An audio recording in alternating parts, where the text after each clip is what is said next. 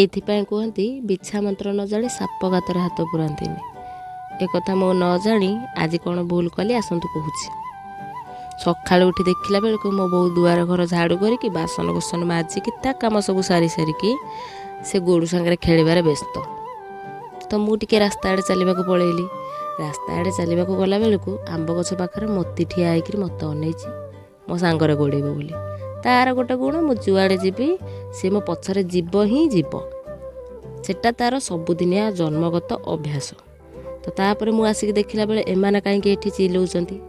ଦେଖିଲା ବେଳେ ତା ମାଆ ନାହିଁ। ମୁଁ ତ ଭାବିଲି ତାକୁ କଟାସ ଖାଇଦେଲା, କିନ୍ତୁ ସେଇ ପାଛିଆ ତଳେ ପଶି ଯାଇଥିଲା ବୋଲି ମୁଁ ଜାଣିନଥିଲି।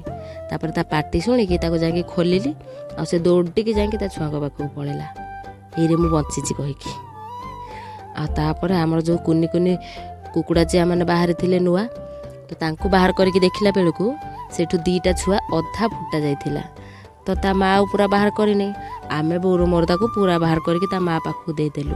ଦେଇଦେଲା ପରେ ସେ ସେଇଠୁ ଗୋଟେ ଚିଆ ବଞ୍ଚେଇଲା, ହେଲେ ଆଉ ଗୋଟେ ଛୁଆ ମରିଗଲା। ଭାବିଲି ହୁଏତ ସେ ନିଜେ ବାହାର କରିଥିଲେ ତାର 2ଟା ଯାକ ଚିଆକୁ ସେ ବଞ୍ଚେଇ ଦେଇଥାନ୍ତା।